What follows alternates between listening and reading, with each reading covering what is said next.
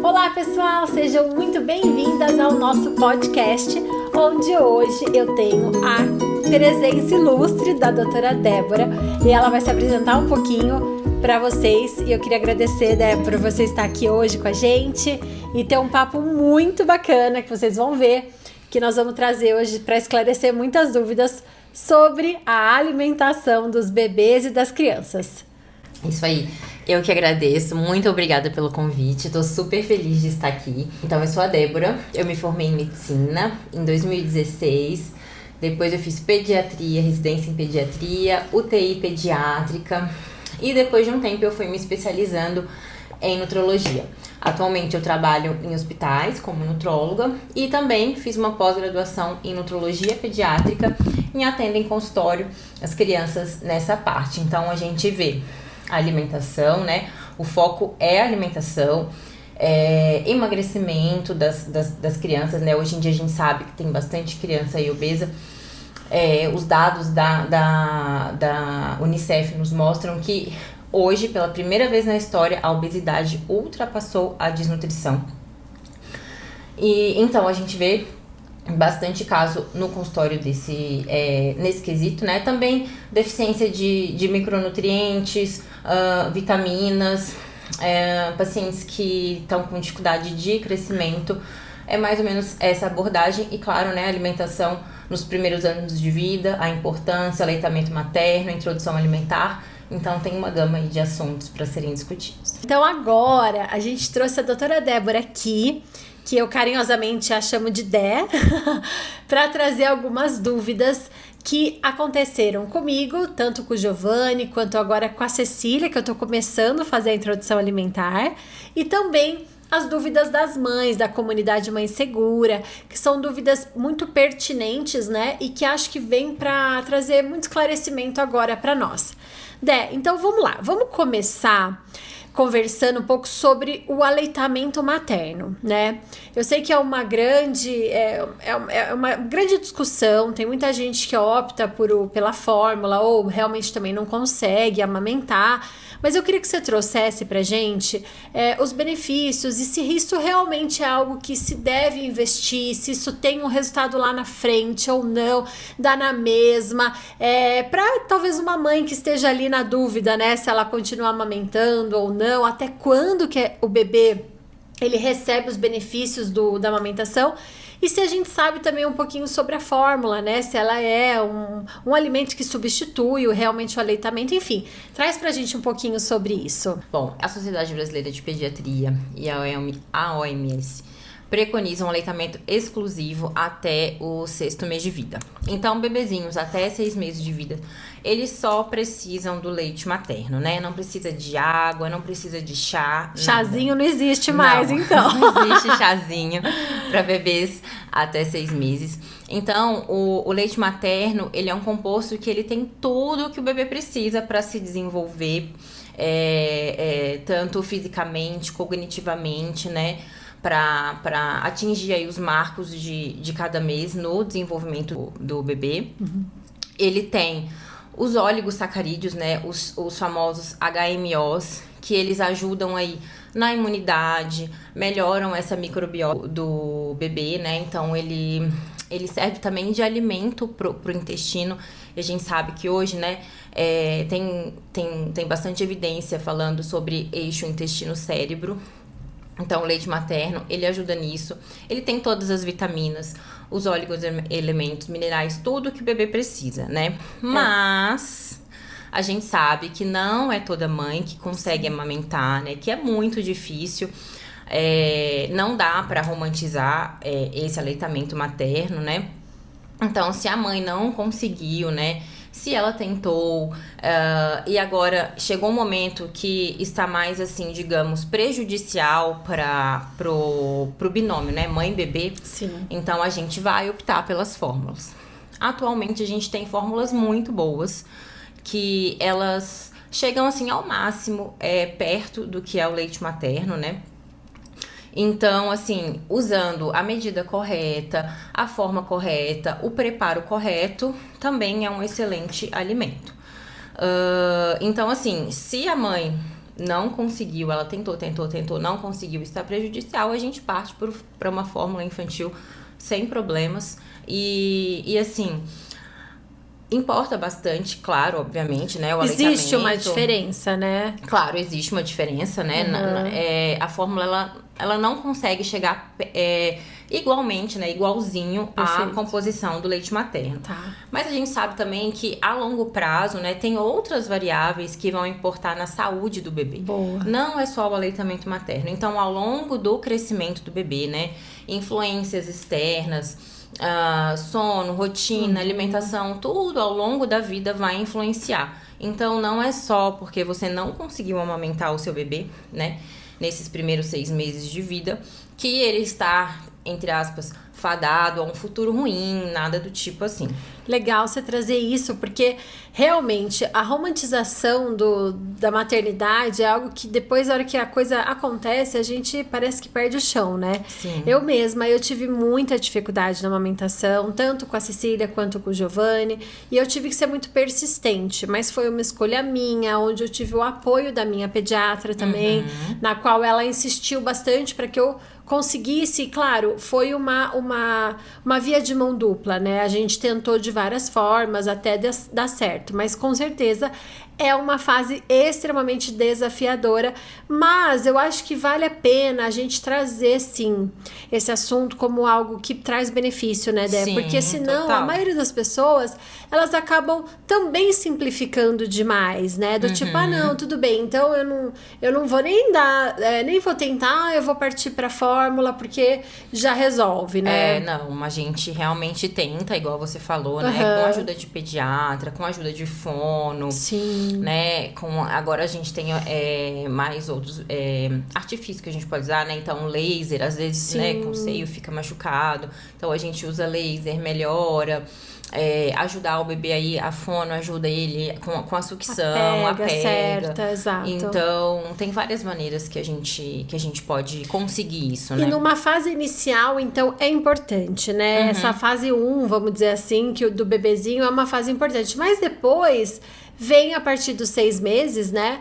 A introdução alimentar. Sim. Então, assim, conta um pouquinho pra gente, né, sobre a importância dessa introdução alimentar, porque eu acho que muitas mães partem para esse momento com muita ansiedade, né? Do tipo, a criança tem que comer logo, ela tem que, né, ingerir talvez uma quantidade suficiente, porque senão ela tem fome.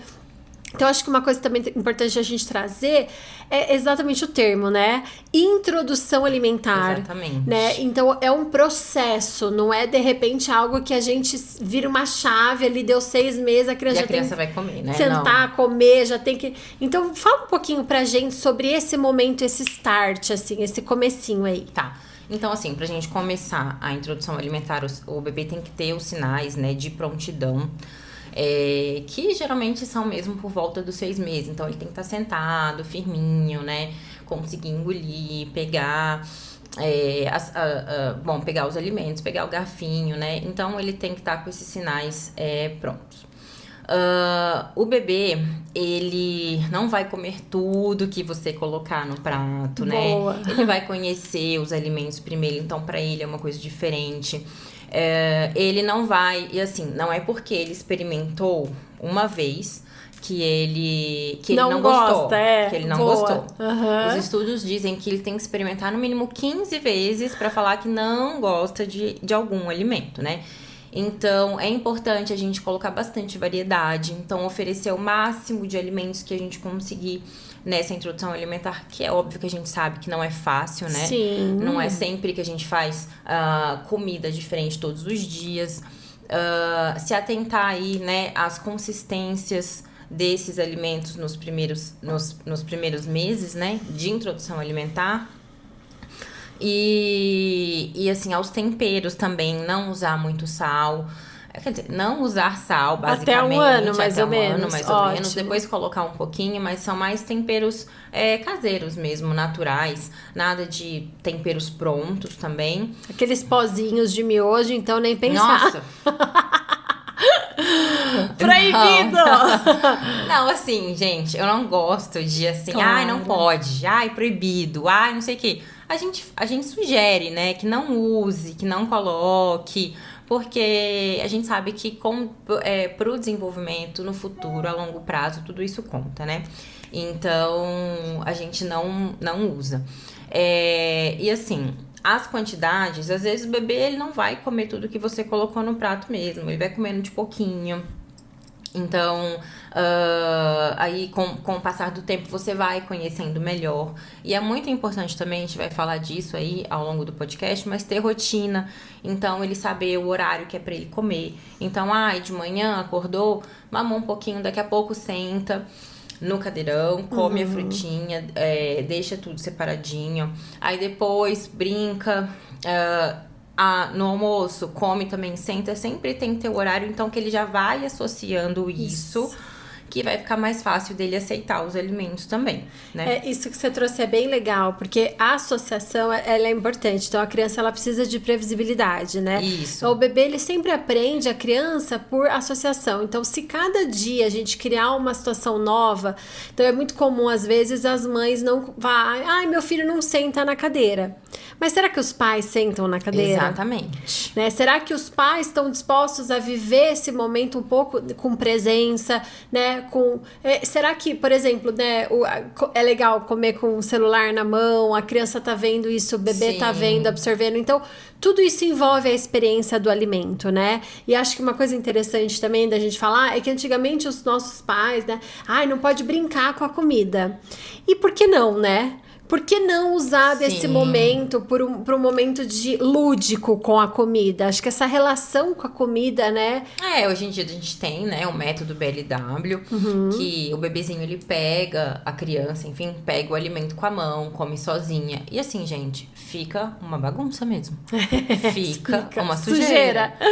Então, tá tudo bem, né? A criança tá conhecendo. É passageiro. Exato. Ela tá conhecendo o gosto, ela tá conhecendo a textura, ela está pegando, ela tá vendo a corzinha, né? Então, assim, tem que deixar a criança, entre aspas, brincar com o alimento. Mas a gente sabe que tudo tem um limite, claro, né? Com Obviamente. certeza. Então, a gente fala que passou aí de 40 minutos... Já não é mais pra ficar ali mexendo insistindo. Com a comida, insistindo. Okay. E assim, não sei quanto tempo os seus filhos demoram pra comer, mas a minha sobrinha, que é quem eu tenho experiência, ela demora. Então, assim, não passa de 40 minutos. Mas toda a refeição é ali, né?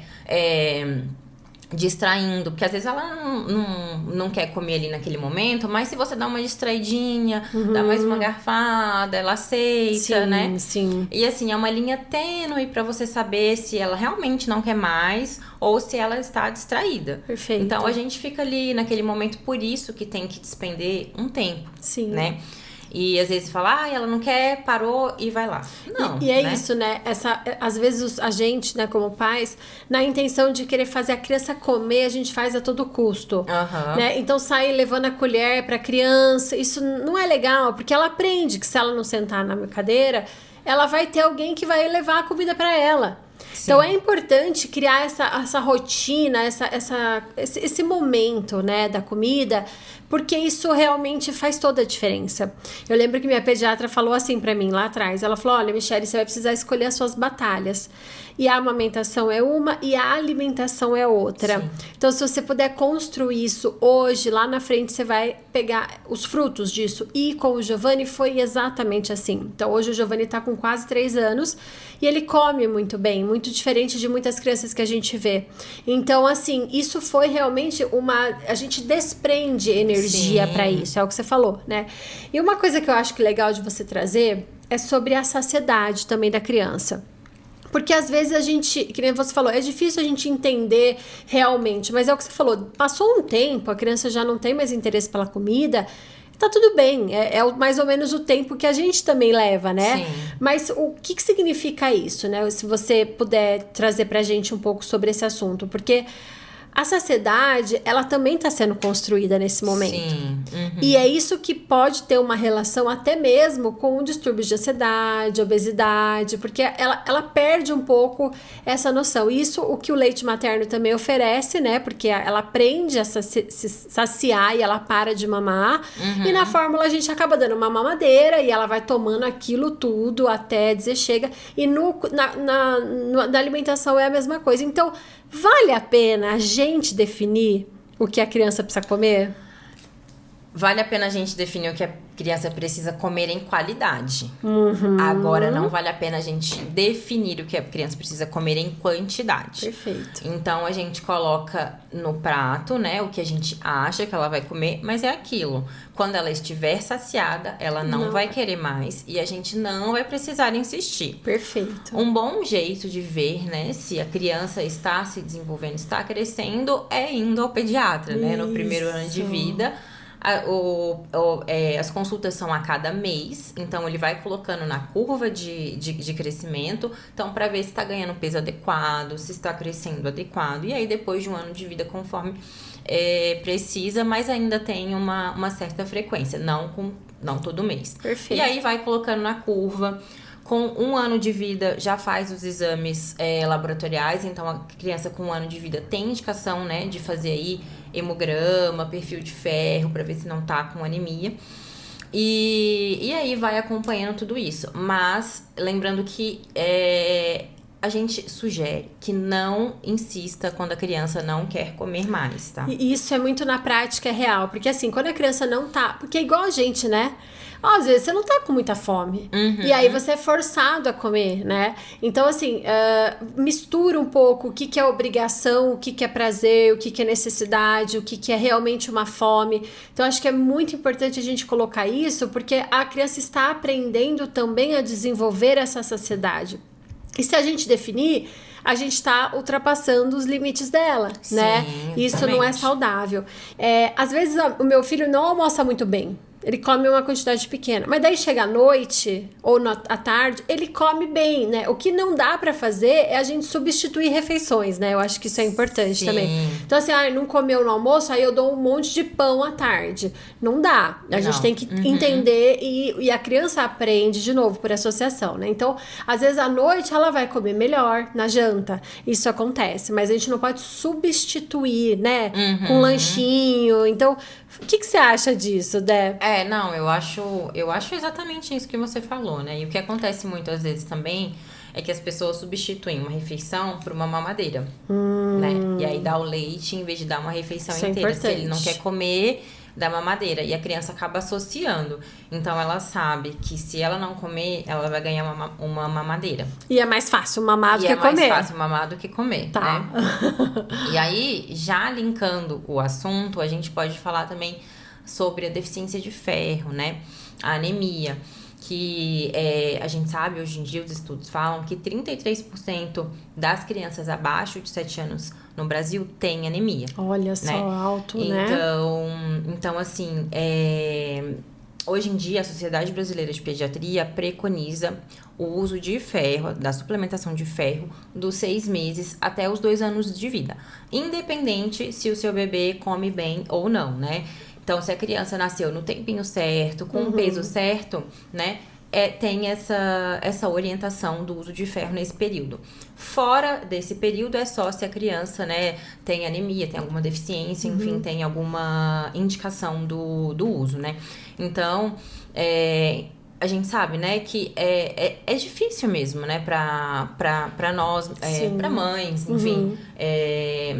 Essa alimentação saudável nos primeiros anos de vida, apesar de muito importante, ela é difícil, né? Ela é desafiadora. É desafiadora. Porque dá trabalho, né? Dá trabalho, né? Então, existe a deficiência de ferro, tem deficiência de outros micronutrientes também, que a gente acaba vendo no consultório, né? Então, a gente faz todo o recordatório alimentar da criança, se ela foi por algum motivo, ou não tá crescendo, ou tá com excesso de peso, né, obesidade, ou tem alguma doença crônica enfim, use alguma dieta que não seja a alimentação que a gente está acostumado, né, no dia a dia.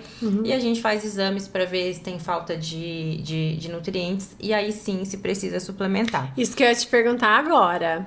Porque virou uma moda, né? Exatamente. E a gente vê muito na internet alguns profissionais sugerindo que suplemente além do ferro e, sei lá, eu queria que você falasse o que é o ideal também, mas assim, um monte de suplementação, porque isso pode afetar até o QI do bebê, né? Até na gestação, uma médica até foi processada pelo que eu vi, mas assim, um boom, assim, e aí uma mãe que escuta isso e tá dando só o ferro, de repente, pra criança, ela fala, nossa, meu filho vai perder cognitivamente, de forma motora, enfim, o desenvolvimento dele vai ficar prejudicado porque eu não tô suplementando, então eu vou suplementar. E muita gente acaba fazendo isso errado e por conta. Exatamente. Então, acho que é muito importante você falar, numa criança, vamos dizer, saudável, que não tem essas especificidades que você colocou, o que a gente precisa suplementar além do ferro? Então, do ferro é dos 6 meses até 2 anos. Isso. Tá. E tem também a vitamina D, né? Que é a partir da primeira semana de vida até os 2 anos também. Tá. Esses vitamina D e o ferro são os únicos suplementos obrigatórios nesse período. Perfeito. Depois, é só se tiver alguma deficiência mesmo. O que tem evidência científica comprovada hoje é a suplementação de ômega 3 materna. Então, legal. Se a mãe está grávida, para ajudar nesse desenvolvimento do bebê, ela suplementa o ômega 3. Perfeito. Tá. Depois, depois, assim, se a criança tem alguma deficiência realmente, né? Se ela não tá se desenvolvendo, vai tudo ser analisado. E não assim, eu vou dar ômega 3 pro meu filho porque eu acho que ele tem que tomar, eu acho que ele precisa. Ou eu vou dar um multivitamínico pra ele porque eu acho que ele precisa, ele tem que tomar. Então, a gente tem que tomar muito cuidado, né, com o que a gente vê na internet, com o que a gente escuta. E saber também que não é só dar, mas uma vitaminazinha não faz mal. Será? Será que vitamina em excesso realmente não faz mal? Então, assim, né, a gente tem que... Hoje em dia, a gente tem muita informação, né, a internet tá aí pra tudo. Então, a gente tem que filtrar o que a gente escuta, o que a gente lê, e aí fazer as coisas com muita base profissional, exato. né, também. Então, ter um profissional ao seu lado que seja minimamente embasado, né, cientificamente naquilo que ele se propõe a fazer. Porque hoje a internet é uma terra de ninguém, né? Então, tem muita... E assim, muitas pessoas, elas trocaram, gente, isso as pessoas não percebem, né? Elas trocaram o remédio, a alopatia, por suplementação. E do mesmo jeito, você tá intoxicando o seu corpo também, né? Você tá trazendo uma toxicidade que você muitas vezes não sabe. Então, um monte de gente se prejudicando por excesso de vitamina, sem necessidade. Então, isso é algo super sério. Não é só porque, que nem você falou, uma vitamina que vai fazer mal. Sim, pode fazer mal. Tem mães que dobram, triplicam a dose de vitamina D, por exemplo. Então, gente, você tá dobrando aquilo que o seu bebê consegue processar, né? Então, realmente é uma coisa muito importante da gente falar aqui. E não substituir, né, Deb? Que eu acho que é isso também. Não come bem, eu ponho um polivitamínico pra criança. Exatamente, gente. Nenhum polivitamínico vai substituir fruta, verdura, legumes, alimentos naturais, fibras, oleaginosas. Então, nada substitui isso, tá? Tem uma colega que até brinca, que fala que a farmacinha que ela faz é na feira. Ótimo. Então, assim, a farmácia de hoje em dia são as frutas, legumes, verduras. Eu vou fazer a minha farmacinha de hoje, que é comprar o que é saudável mesmo, para realmente a gente não precisar suplementar, né? Também se precisar, tudo bem, gente, tá tudo bem, tá? Mas se precisar, okay, né? Mas a gente espera que não precise. E acho que isso é legal de você falar para nós também, né? Sobre a questão da natureza dos alimentos, né? Então, é claro que numa vida fast food que a gente vive hoje, que é essa vida fast, a gente vai optar por coisas mais fáceis, né? Por soluções mais rápidas. E aí, o que você tem a dizer para nós sobre isso?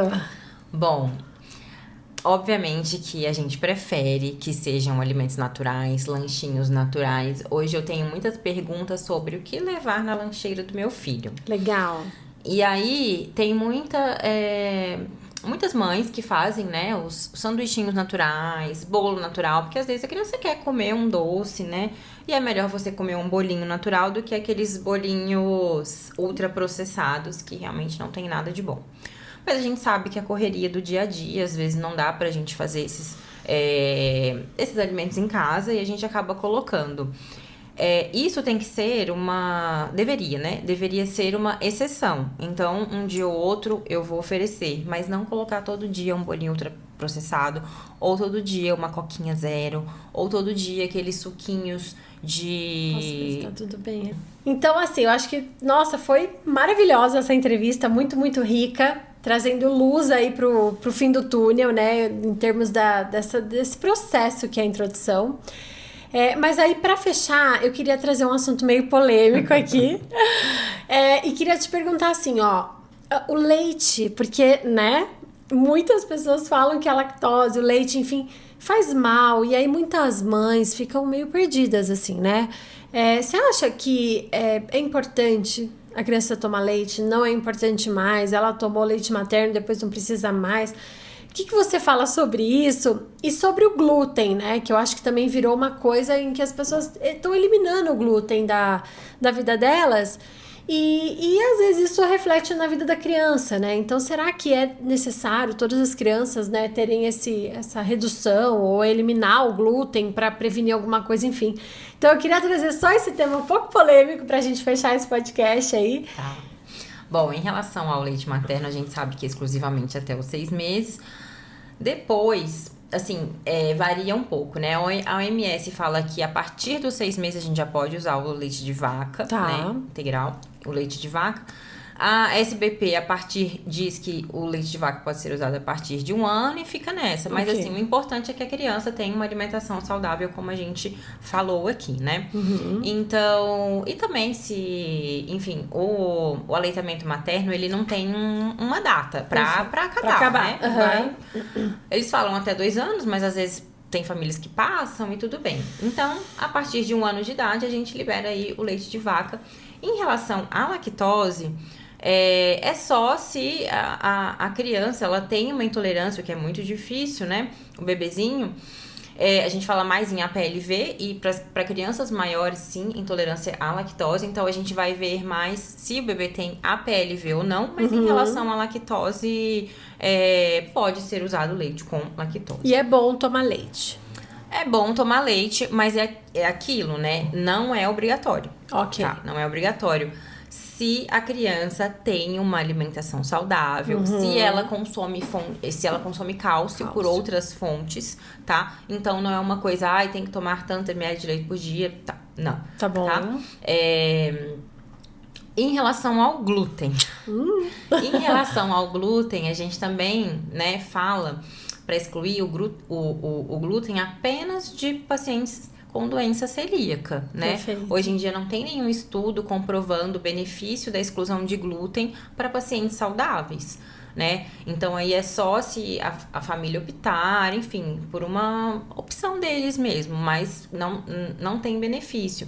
O que pode acontecer é que às vezes melhora algum sintoma, né? Tipo alguma indigestão, alguma distensão, mas assim, não é necessário. Se isolar totalmente do glúten não é um bom caminho também, né? É uma coisa super difícil, assim, né? Tanto para a família, pacientes com doença celíaca, né? Já é difícil a alimentação, né? Nossa, super e complexo. Eles são obrigados, né? Já é uma coisa mais complexa. Por que você vai fazer isso com uma criança saudável, com alguém saudável que não precisa? Perfeito. Nossa, eu acho que foi maravilhosa a nossa entrevista aqui. Muitíssimo obrigada por estar aqui no nosso podcast. Eu que agradeço. E aí vocês sigam a doutora Débora lá no Instagram, porque ela tem um movimento super ativo, traz muito conteúdo interessante também. E é isso, obrigada. Eu que agradeço pelo convite, foi maravilhoso. E qualquer dúvida, estou à disposição. Combinado. Gente, então muito obrigada pela presença de todos. Um forte abraço. Até mais. Tchau, tchau.